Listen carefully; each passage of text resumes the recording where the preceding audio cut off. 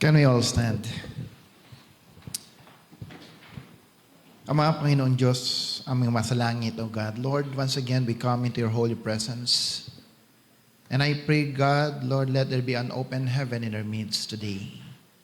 I pray, Father, Lord, that everyone who are in this place, Lord, may you fill each and every one with your Holy Spirit, lead us and guide us and empower us to receive an abundance of the revelation of your message unto us that will establish and build us as your people, O God.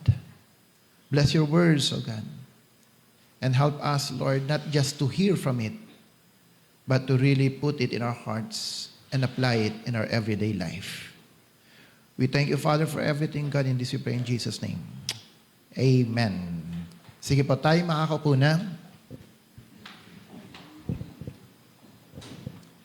Yesterday, or last night, or this morning, lahat na ng time, tayo po ay binisita ng ating kaibigang pastor.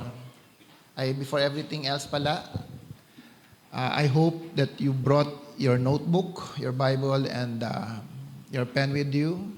And talagang hindi po ako gumawa ng PowerPoint file, PPT file today so that you can focus more on listening to the message.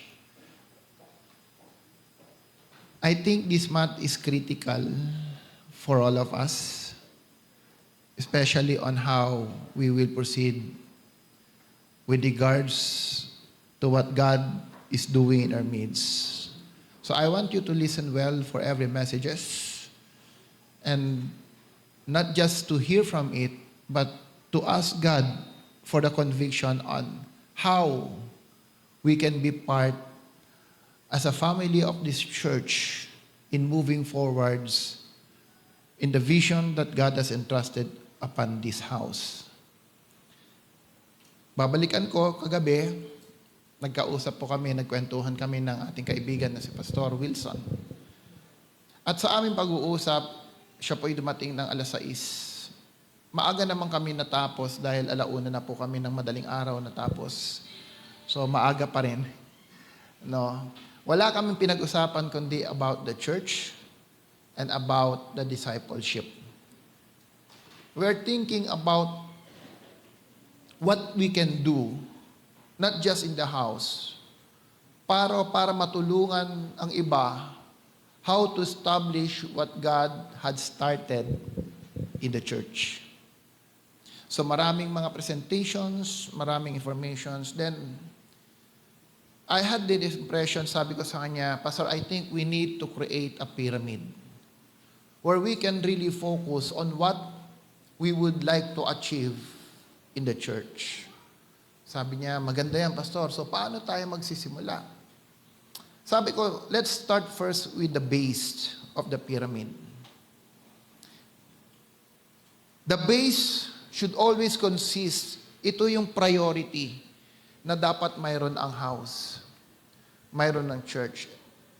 At yung base of the pyramid is no other than what Jesus has told us to do, which is discipleship. Mayroon ba kayong children? So sige, mga teachers, you can go na.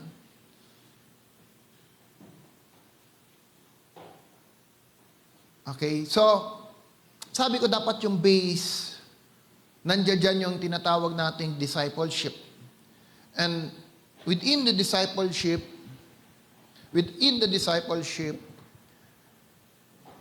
mayroon kang element na gagawin, and I believe we already have that element in the house, which is the small group, one-to-one, and our discipleship journey.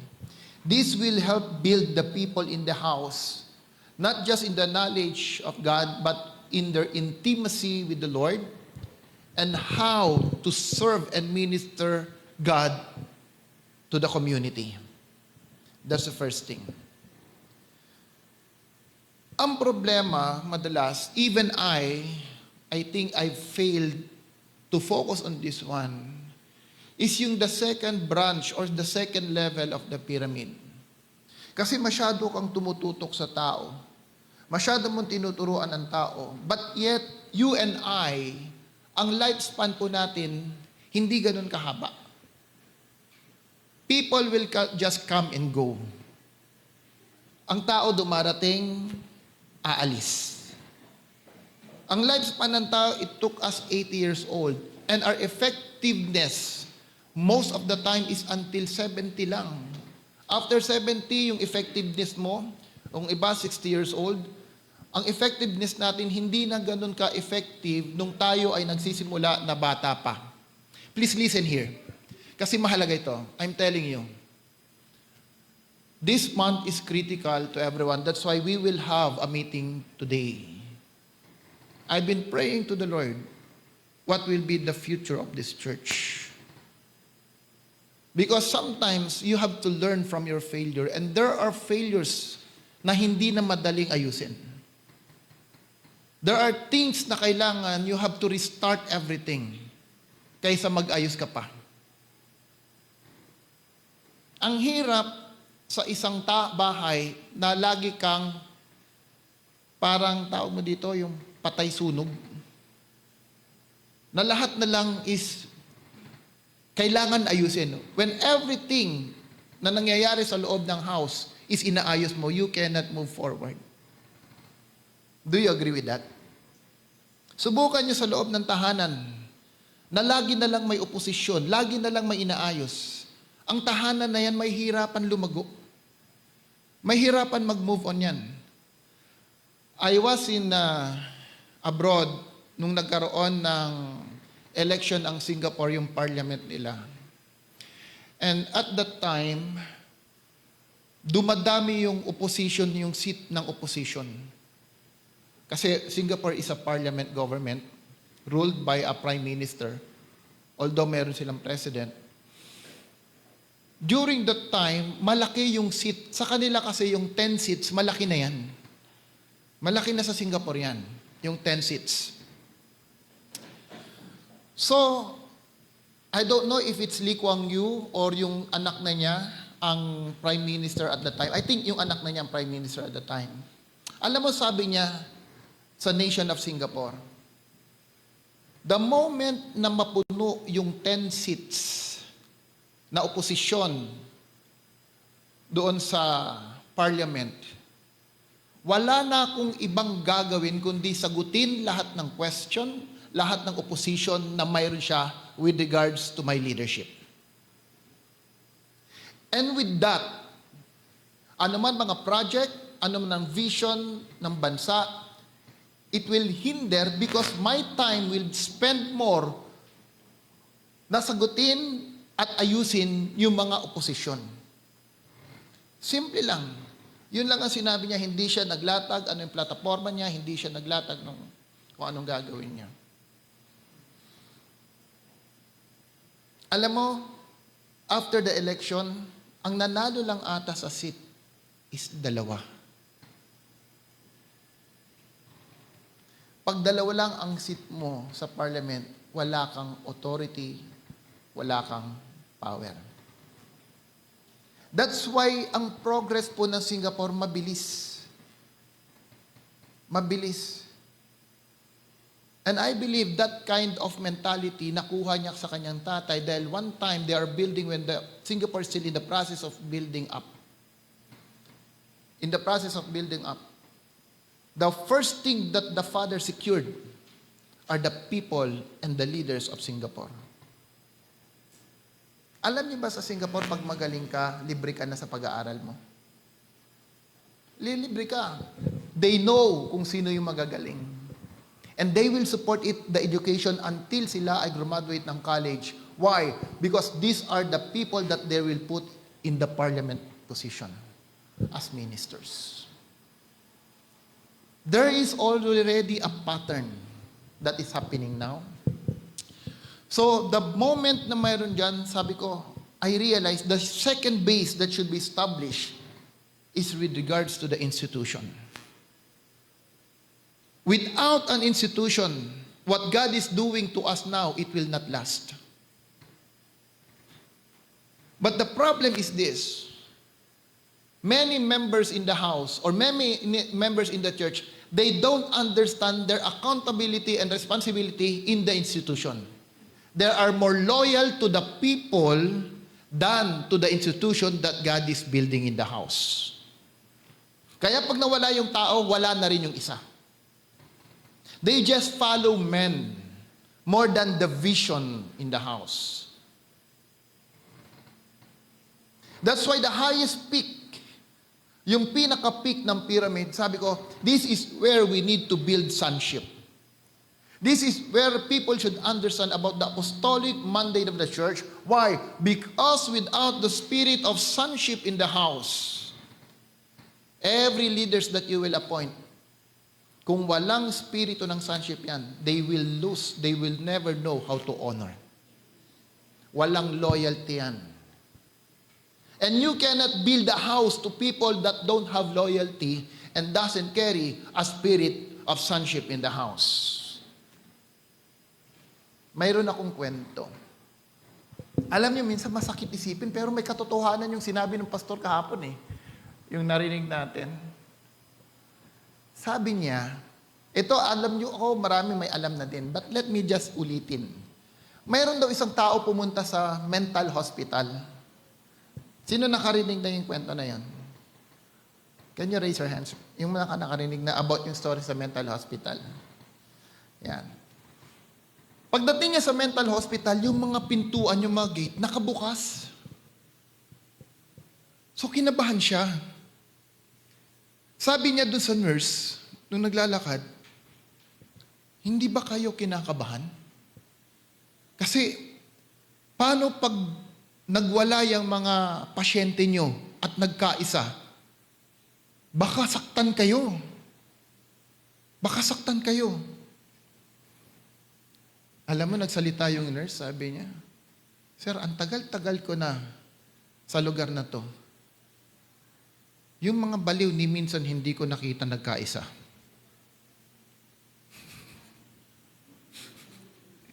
Tanungin mo yung katabi mo, nagkakaisa ba tayo?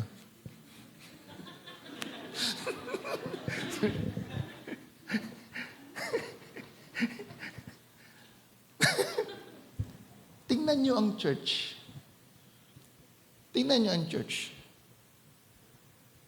Alam mo, ironically, masakit isipin. Pero sabi ng pastor, kaya sabi ko, para hindi galing sa akin, baka makot nyo ako eh. Mas magulo ang simbahan sa impyerno.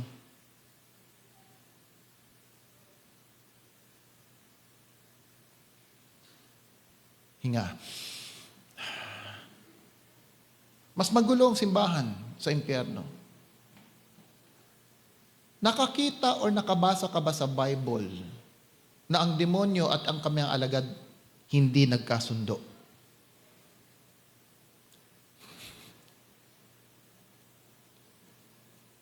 Ha? Mayroon ba kayo nabasa sa Bible na ang demonyo at mga alagad niya hindi nagkasundo? Pero bakit maraming tao sa loob ng simbahan hindi nagkakasundo? Even in the ministerial, maraming magkakaaway.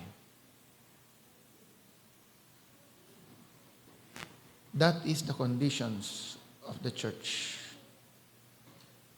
Alam mo, pag you are really part of something, if you are really part of a body, yung pinakamaliit na sugat ng katawan, damang-dama ng buong katawan. Yung sugat ng kalingkingan, damang-dama ng buong katawan. Pero may mga tao sa church, masaya pa yan pagkasama ka nilang nagwawala. True or not? Masaya pa yan pagkasama kang nawawala. Sabi mo sa katabi mo, ikaw ba yun?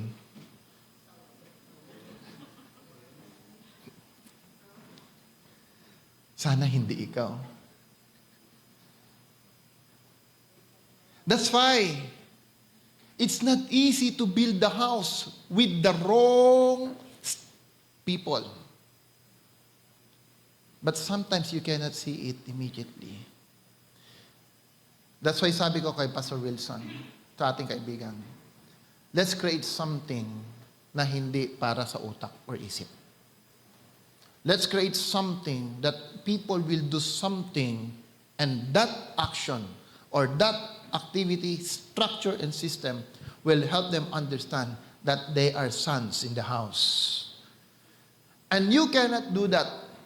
We cannot do that without focusing our mind to the importance of an institution. Sabi ni Ate Princess kanina, generational blessing. Bakit generational blessing? Bakit ipapasa ng Diyos ang kayamanan ng ibang hindi marunong magbigay sa marunong magbigay? Sapagkat ang pangako ng Diyos kay Abraham is this. When you say generational blessing, it is blessing that came from Abraham to the seeds of Abraham. You and me, through the Lord Jesus Christ, we become part of the seed of Abraham. Whatever Christ promised to Abraham, it is also our portion. Amen? Kung anong pangako ng Diyos kay Abraham, I will make your name great. God wants you to make your name great as well. Ang gusto ng Diyos, maging great ang pangalan mo. Ang sabi ng Diyos, I will make you a father to the nation. I will bless you so that you can be a blessing to the nation. So there is a purpose for God why He wants to bless the people. Why? To bless the nation. And God, to think of it, nation are not comprising of one people.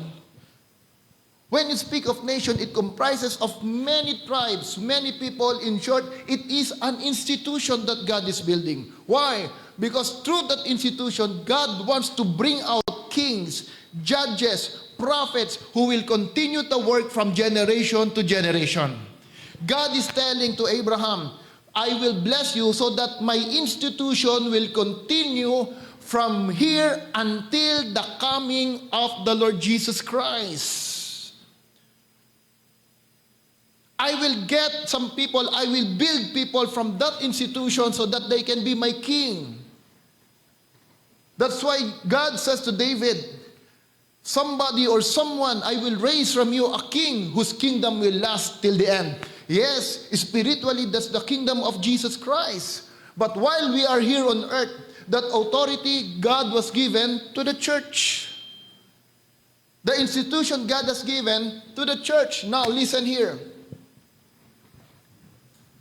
For the church to be established, that church should be in order. And that church, it demands accountability. Accountability. Now, look at this. Nag-uusap kami ni Pastor Wilson. Sabi ko, Pastor, alam mo, since last year, nung huminto tayo magturo ng giving, sabi ko, nung huminto kami magturo ng giving and we go into grace, parang nag-struggle ang finances ng church. Sabi niya, Pastor, naramdaman ko din. At napansin ko yung mga tao, nag-i-struggle din. Talaga? Why? Because kaagibat ng giving mo ay ang pagpapala ng Diyos. When people stop giving in the house, ang hirap naman manalangin sa tao na gusto mong pagpalain na alam mong hindi naman nagbibigay. Tulungan nyo nga ako. Paano ko sasabihin kay Kuya Jason, may the Lord bless you abundantly, may the open heavens be with you widely. Pero nung tinignan ko, ang record mo, ni minsan hindi ka nagbibigay sa church. Paano ko makare-reconcile yung sinabi ng Diyos, I will bless you so that you can be a blessing to the house. Why? Kasi alam ng Diyos, without proper resources, the church will not last.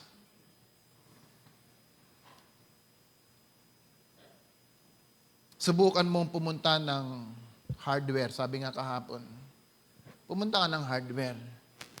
Pastor, ano kailangan? May sira yung bubong ng church. Kailangan natin palitan.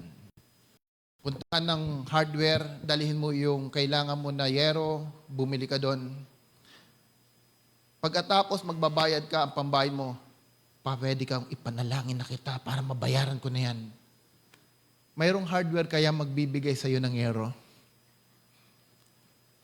Or kurabasikarabashandarabayandarabayande. Hallelujah, hallelujah, hallelujah. Bayad na po ba? Wala. That's why if people doesn't understand their accountability in the house, that house will not last.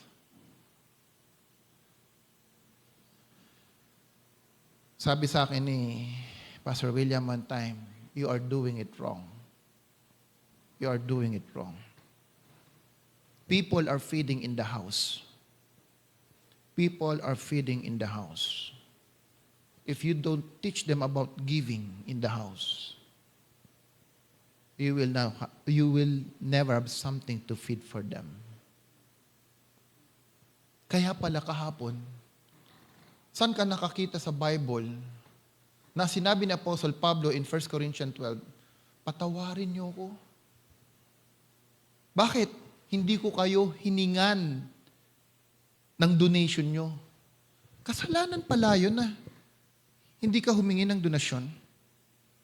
Kasalanan pala yun na hindi mo turuan ang tao na magbigay. Ay, sige, basahin natin bago tayo pumunta sa main message natin. 1 Corinthians, let's open it.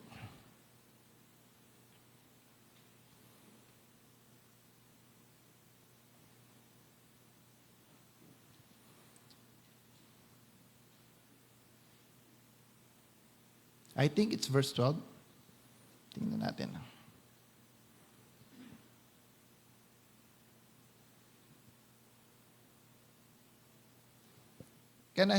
Lemon, can I have my phone? Yung phone ko.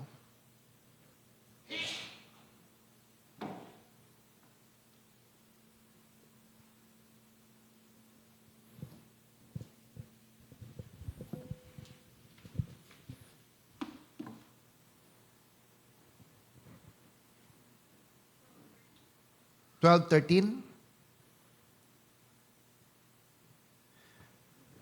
1 Corinthians 12:13, can you open it?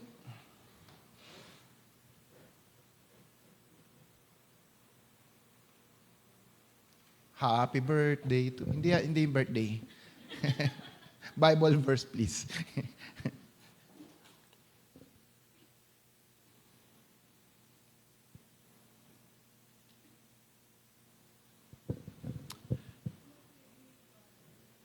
(12:13) 1 Corinthians... 2 Corinthians 12:13. 2 Corinthians 12:13.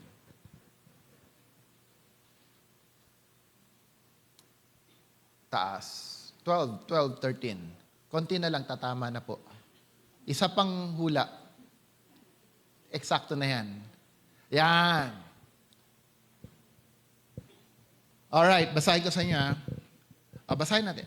How were you inferior to the other churches, except that I was never a burden to you? Alam mo, sa iba, may Tagalog ba dyan?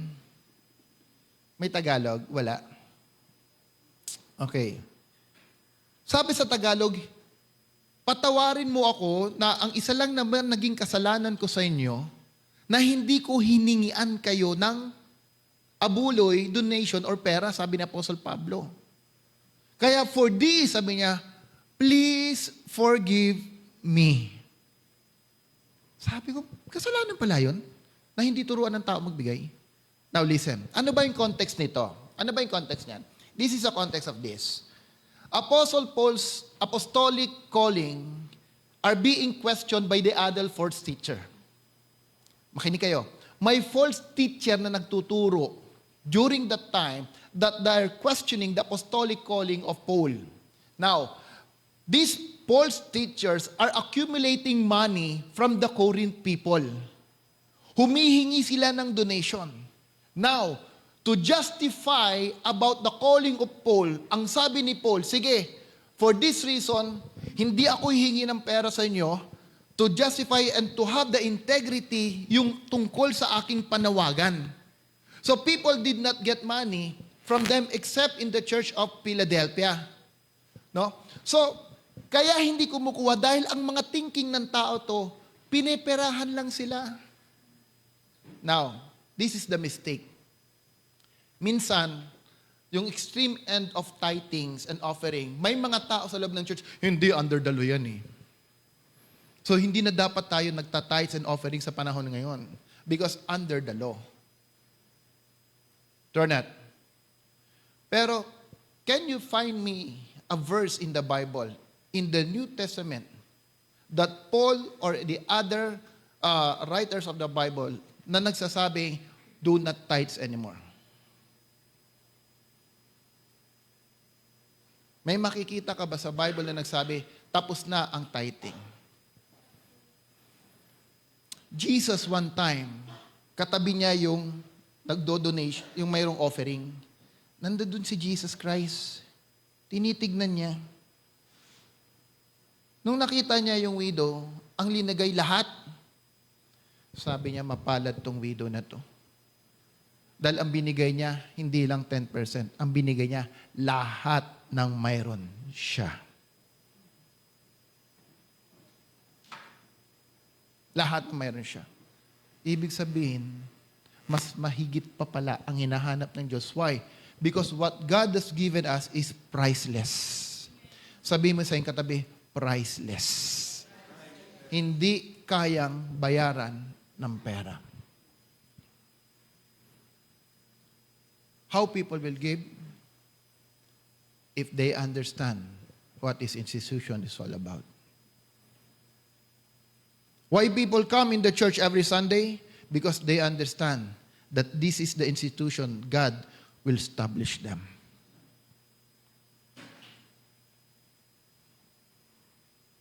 Now, let's go. 2 Chronicle chapter 8 verse 16. And the title of my message is this: A well-ordered house. A well-ordered house.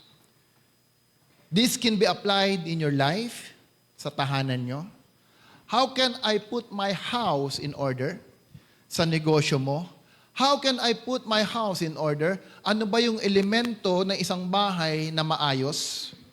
Yung aking ginagawa sa aking pamilya, what are the elements na dapat ito yung gauge ko na makita ko yung tahanan ko ay in order? I will be telling you the features. Ano ba yung character na mayroon yung house in order? 2 Chronicles chapter 8 verse 16, ang sabi po dyan, all the works of Solomon, 2 Chronicles chapter 8 verse 16. Alright, found it? 2 Chronicles chapter 8 verse 16. Maganda pala itong walang PowerPoint. Alright, makibasa. All Solomon's work was carried out from the day the foundation of the temple of the Lord was laid until its completion. So the temple of the Lord was finished. Other translation, New King James, mayroong New King James? King James Version. Wala rin. Alright. Now all the works of Solomon was well ordered from the day of the foundation of the house of the Lord until it was finished. So the house of the Lord was completed. Now listen. The church or the house is not being built by man. Okay? Any church, the builder of the church is not man. The church is being built by no other than who? Who? Jesus Christ is the builder of the church. Matthew says, I will build my church and the gates of Hades shall not prevail. When God build a house, it is in order, it is strong, and the enemy can't do anything about it. True or not? However, there are features for the house to be in order to be strong. Listen. Everything that God will build something, it's always in order. Tama? Pag ang Diyos nang create ng isang bagay, laging maayos at tama ang pagkakaayos. True or not? Tignan mo ang katabi mo. Tama ba ang location ng kanyang ilong? Sige nga.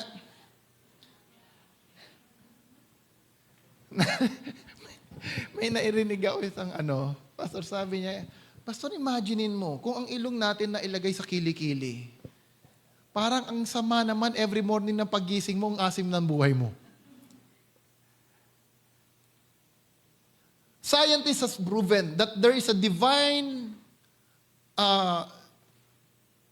sovereign who control the universe. Why?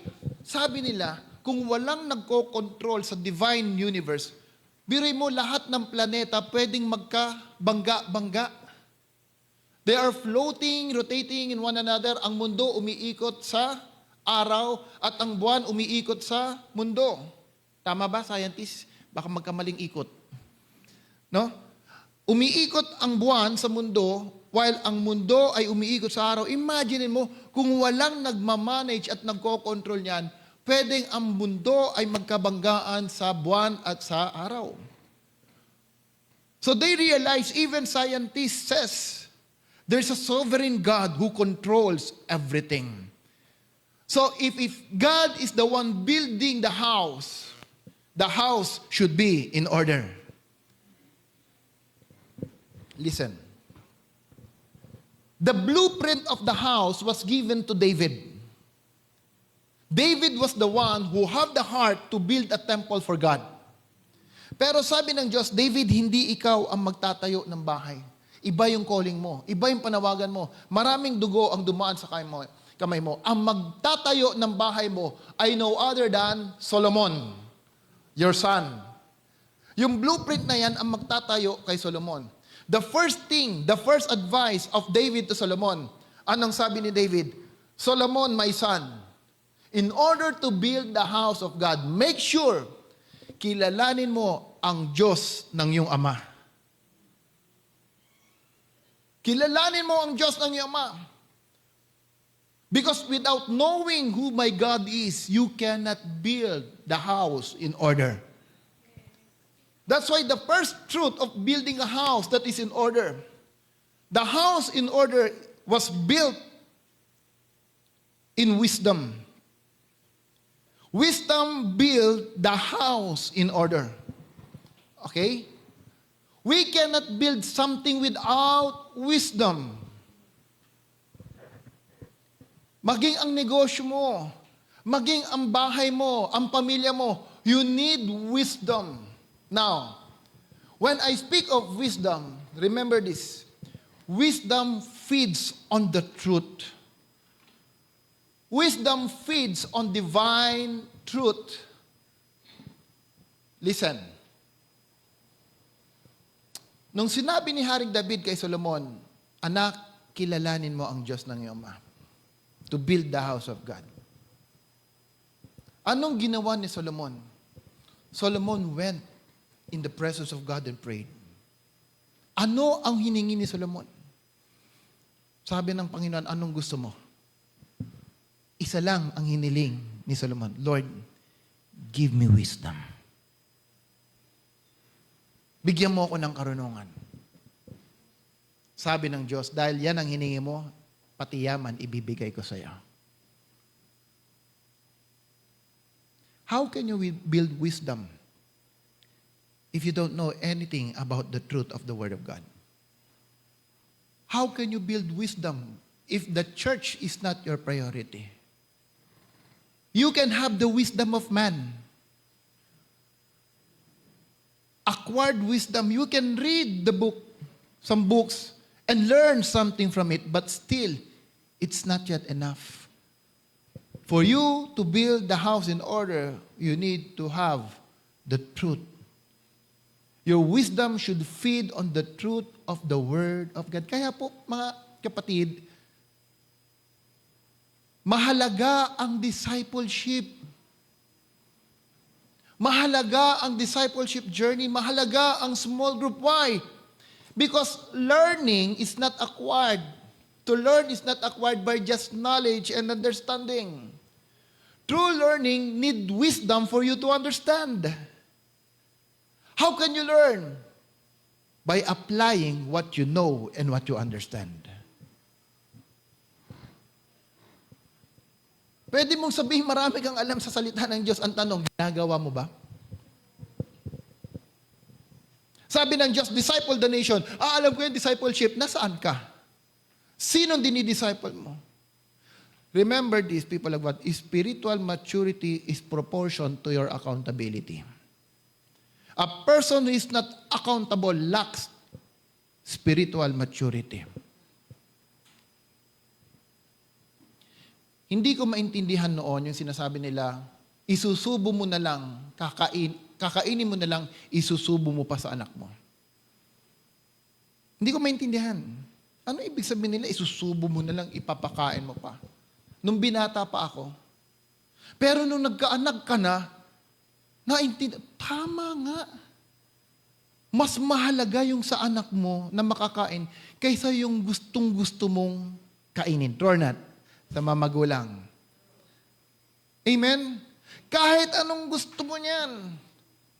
Kahit anong gusto mo, pag yung anak mo na ang may kailangan, ibibigay mong lahat sa kanya. That's why you will only learn maturity when you are already in the position of doing it. Don't tell me 10 years, 20 years ka ng Kristiyano. Who did you bring to the Lord? Whom did you disciple? Don't boast to me that you are skillful in what you do. Pagdating mo sa harap ng Panginoon Diyos, hindi niya tatanungin kung gaano ka kagaling. Dahil galing sa Kanya yan. Hindi siya magugulat na magaling kang tumugtog. Hindi siya magugulat na magaling kang kumanta. Hindi siya magugulat magaling kang magturo. Hindi siya magugulat dyan sapagkat lahat ng yan galing sa Diyos.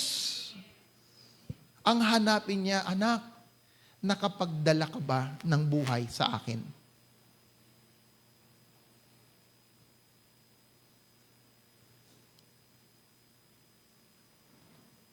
You cannot boast something to God because it is God who gave it to us. Wisdom is imparted in the context of relationship. Kanina, it's divine truth. Without relationship, you cannot acquire wisdom.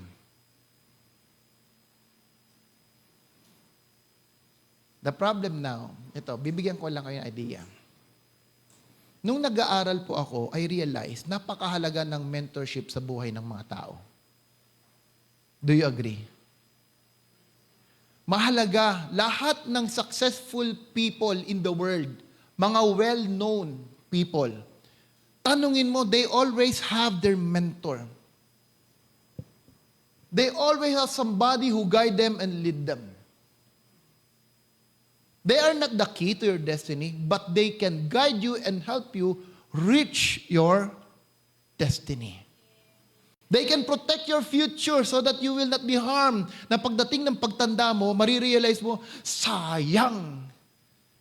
Sana ginawa ko ito noon. Wala lang palang nagturo. Tingnan niyo ha. Medyo lalagyan ko ng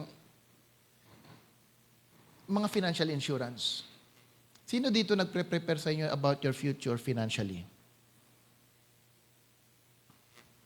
Marami. Ang planning nila is this, magkaroon ng sasakyan, magkaroon ng bahay. Pero wala silang financial stability.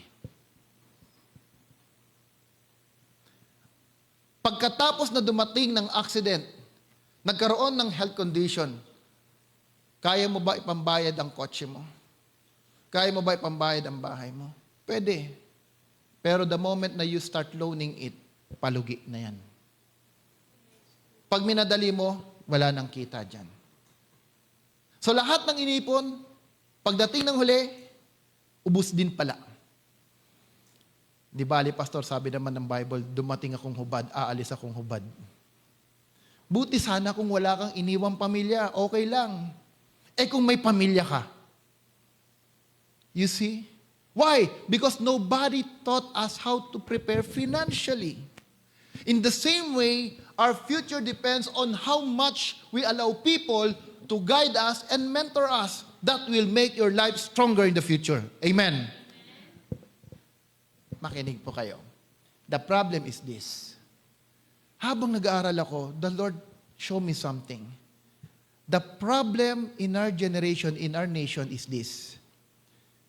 Bata pa lang, tinuruan na silang maging independent. Anong tinuturo sa school? Maging independent ka sa pag-aaral, dapat hindi ka umaasa. Tayo mga magulang, masaya naman, hindi ko siya tinuruan, galing-galing niya. Hindi mo alam, you are teaching a wrong principle in the life of the children.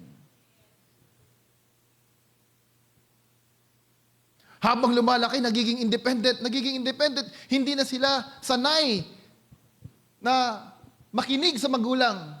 Nung lumalaki na, hindi na nakikinig, sakit na ng ulo sa'yo. Ang tigas-tigas. Sino nagturo sa'yo yan? Sino pang kasama niya? Di ikaw na magulang. Sa psychology, pag kayo po pumunta ng psychiatry, psychology, ang unang tanong sa questionnaire, sino ang kasama niya? The people around you will be the one that will establish your attitude and character.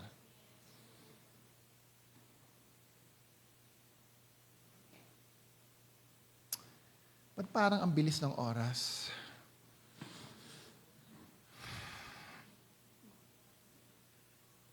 Dinadaya nyo ata. Uy, advance yung pagkaka-advance ng relo, ha?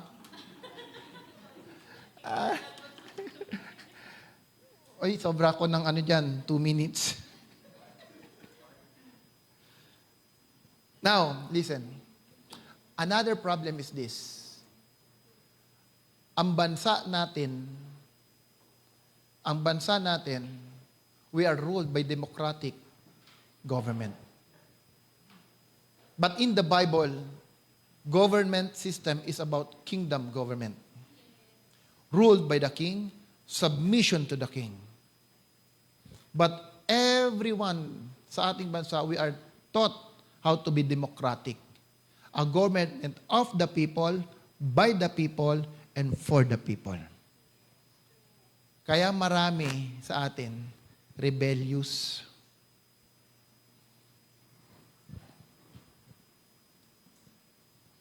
Mga opposition. Masakit sa bansa natin ngayon, pati sa Supreme Court, marami nang hindi naniniwala. Justices na ang nag-i-interpret, hindi pa rin pinapaniwalaan. How can you blame? Saan nila nakuha yan? It is the culture of the nation. You cannot fix the nation because system at structure na yan eh. Nandiyan na laging opposition. But you can do something in the house. We can always start in the house of God. And what we learn in the house, apply it to your family. Apply it to your business. Apply it to your work. So wisdom is parted in the context of relationship. Now, one thing about wisdom, the evidence of wisdom is fruitfulness. The evidence of wisdom is fruitfulness. Alam mo ba ang wisdom, hindi lang yan nararamdaman, ang wisdom ay nakikita. Ang wisdom hindi lang sa isip yan. Let's open in the book of 1 King chapter 10, 6-7. 1 King chapter 10, verse 6-7. Give me 5 minutes, then I'll finish it. 1 King chapter 10, verse 6-7. Nawala na? Okay.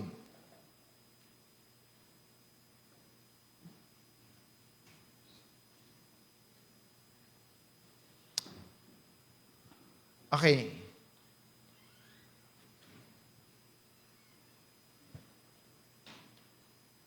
Chapter 10, verse 6 and 7.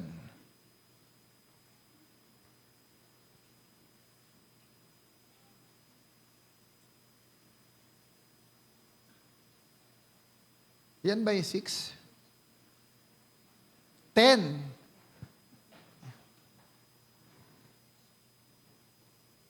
Okay, hindi na ako gagawa ng PowerPoint para mas maganda. Okay, listen. May nakarinig na queen. Ang balita, ang chismis, maganda raw yung tinayong templo, yung wisdom, matalino daw, may wisdom daw yung hari ng Israel. Alam nyo, nung araw pa, mayroon ng mga marites. Nakarinig, may balita kami, mayroon daw templong binuo na yung hari ay may great wisdom. Ang pangalan po niya ay Queen Sheba. Verse 6, she said to the king, "The report I heard in my own country about your achievements and your wisdom is true." And your wisdom is true. Okay ha? Ang mga marites, concerned din yan kung totoo ba yung napapakinggan o hindi. Di ba? May mga marites ba dito o wala? Ang mga marites, concerned din yan. Totoo ba yung chismis? Ewan ko, alamin mo kay ganito. Kaya kumakalat yan. Sino bang pinakamalapit sa kanya? Totoo ba yung chismis na yan? So maraming tinatanungan, kaya ang marites, kumakalat ang balita. Ganon din kay Paul, kay Solomon ng panahon na yon. May chismis din. Kaya hindi nakatiis si Queen Sheba. Mapuntahan nga yung ugat ng chismis na yan at alamin yung taong yun kung totoo nga yung pinagsasabi nila. Pumunta siya doon at nakita niya, sabi niya, "Your word and your wisdom umabot sa lugar namin. Kaya po ingat kayo sa buhay niyo. Yung nangyayari sa inyo, huwag kayong magtaka pag yan nalaman ng iba. Kasi biblical din naman yan." Renat, o kaya bantayan nyo ano bang chismis ang naririnig sa inyo. Huwag ka na magtaka, bakit ako pinagchichismisan? Huwag ka mag-alala, si Solomon pinagchismisan din. Verse 7.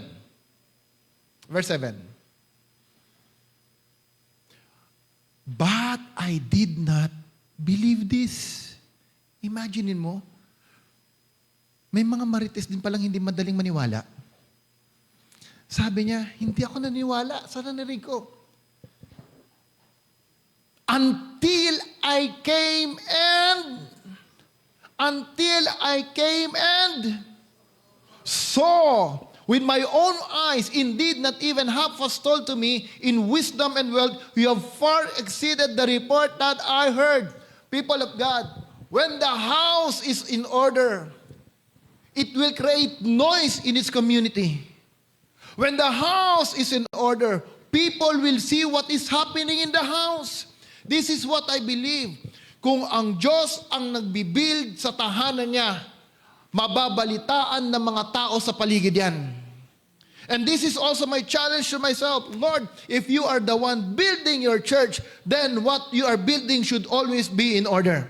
It will not lack. It will move in supernatural things in life, supernatural resources, supernatural miracles, because you are the one who is building the house, and people will hear from it.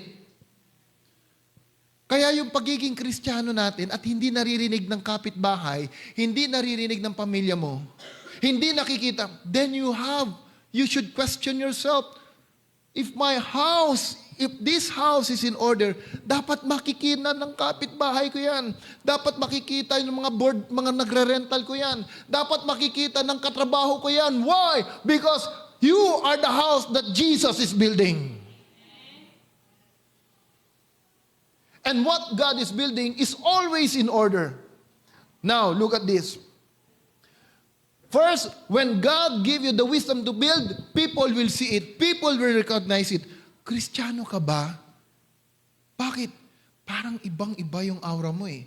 Yung pananamit mo, yung pagkilos mo. Christian ka ba? Bakit? Parang nakikita ko yung blessing ni Lord sa'yo. Why? Because this is how God built His people. When you understand the redemptive works of Jesus, you remove poverty in your life. You remove sicknesses in your life. You remove negativity in your life. And what does it do? Write this down. When the house is in order, it becomes excellence and invite generosity. When the house is in order, It invites excellence. It creates excellence and invites generosity. Pag maayos ang buhay mo, nakikita ng tao sa iyo, it attracts blessing. Naniniwala po tayo doon. 1 King 10 and 10. Can we read it? 1 King 10 and 10. 1 King 10 and 10. And she gave the king 120 talents of gold, large quantity of spices and precious stones. Never again were so many spices brought in as those the queen of Sheba gave to King of Solomon. Nung nakita ni Sheba maayos ang kaharian ni Solomon, nakita ni Sheba totoo yung wisdom, it attracts blessings in their life. You want your life to be blessed? Pursue intimacy with Christ. Pursue intimacy on the place that God has put you. Allow yourself to be established and build. Allow yourself to go through discipleship. And the moment your life is built, blessing follows. At ito po yung sinasabi ko, lastly, a house in order. The elements of the house in order are the people and institution. The elements of the house in order are the people and institution. Next week, I will be sharing to you ang loob ng tahanan na ang Diyos ang nag-aayos. What are their attitudes? Because this is so critical kung bakit ang isang tahanan ay lumalago, ang isang tahanan ay naaayos. God doesn't need institution to advance His kingdom. But He built institution so that His people have a place to gather together. But when you have, and when you are established in such institution, the question is, do we become part of it? Nagiging organic ba tayo dun sa lugar na yon? Nagiging rooted ba tayo sa lugar na yon? Next week, I'll share to you paano tayo magiging planted in the house. Let's all stand.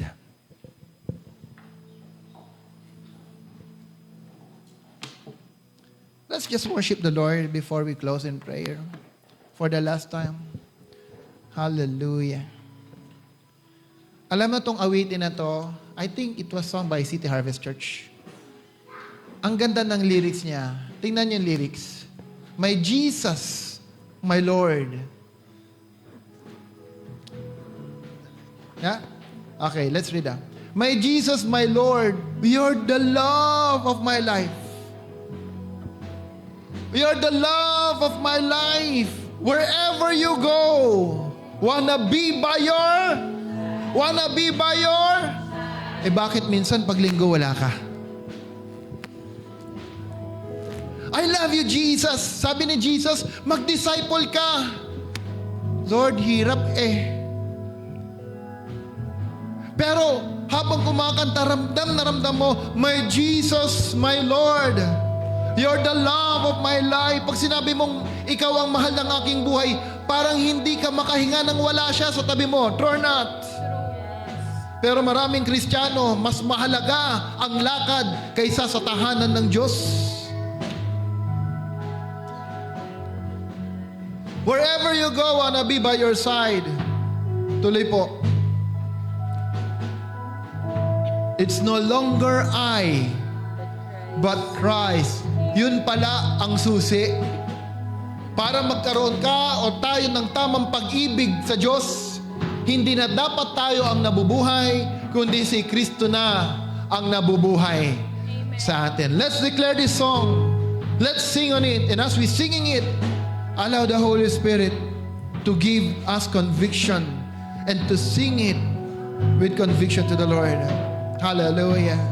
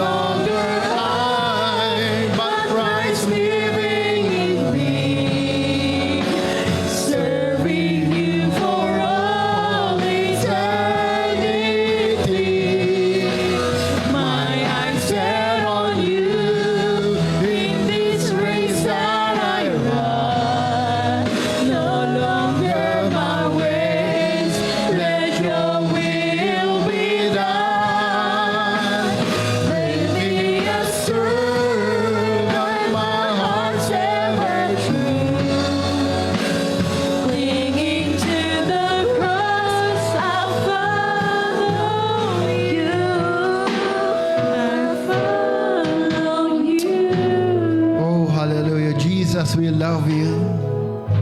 Jesus, we worship you. We praise you, O God. We are nothing without you, Lord. Oh, we humble ourselves before you, O God. Panginoon, maraming salamat. Maraming salamat sapagkat tinubos niyo kami, Panginoong Diyos, sa sumpa ng kasalanan. Tinubos niyo kami, Panginoon, sa sumpa ng kahirapan. Sa sumpa ng sakit, O Panginoong Diyos, O God, tinubos mo kami. At Lord, kami ay dinala mo sa iyong presensya. Inari mo ang inyong mga anak, O Panginoong Diyos, O God. Kaya, O God, Lord, aming patuloy na inaangkin. Ang mga pangako mo kay Mang Abraham, O God, ay ganun din ang mga pangako na aming mararanasan. Oh, Father, we thank you for everything, O God. That in spite with our shortcomings and failures in life, ang pag-ibig mo ay hindi nagbabago. Patuloy kang umiibig, nagmamahal sa aming mga buhay. Lord, patuloy mo kaming inaakap sa kabila ng aming mga kasalanan. Kami man nadadapa, ikaw ang aming kalakasan. That's why, O God, kami naniniwala when you are the one building this house, if you are the one building our life, everything will be put in order, O God. Salamat. Lord, tulungan mo kami sa gabay ng iyong banal na Espiritu, Panginoong Diyos, na ikaw ang patuloy naming hanapin. Ikaw ay patuloy naming sundin. Lord, tulungan mo kami na hindi lamang namin na ang aming pag-ibig, Panginoon, ay umapaw sa pag-ibig sa iyong tahanan. O hayaan mo kaming malakaran ng iyong mga salita na may pagsunod at may pagkumbaba, Panginoon. Maraming salamat. And I pray, O Father, put this house in order. Ano man ang mga pangangailangan ng sambahan na ito, O God, ang destiny ng sahana na ito, Lord, we entrust everything unto your hand. We rest, Lord. Hayaan mong bawat isa, Lord, ang iyong lingkod, Lord, ay manatili sa iyong kapayapaan.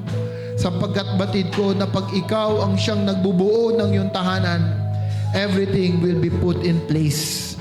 I also pray to bless the family of your people, O God, to bless their life, their work, and these businesses, O God. Put everything in order, God, na sa pamamagitan na ito, Panginoon Diyos, it will attract more blessing in the life of your people. Oh, hallelujah. Salamat, Ama. Seal your word, seal your message, O God, Holy Spirit, and help us to live on it. Hindi lang ang aming isipan na mabusog, kundi mabusog ang aming puso, mabusog ang aming buhay sa pagsunod sa inyong mga salita. Maraming salamat, Ama. Salamat, O Panginoong Diyos. Hallelujah. Let's all lift our hands to the Lord. May the Lord God bless you and keep you. May the face of our Father in heaven shine upon you and give you peace. May the grace of our Lord Jesus Christ, the love of the Father, and the communion of the Holy Spirit be with you all. And this I pray in the name of the Father and of the Son and the Holy Spirit. Amen, amen, and amen. God bless people of the Lord. Jesus.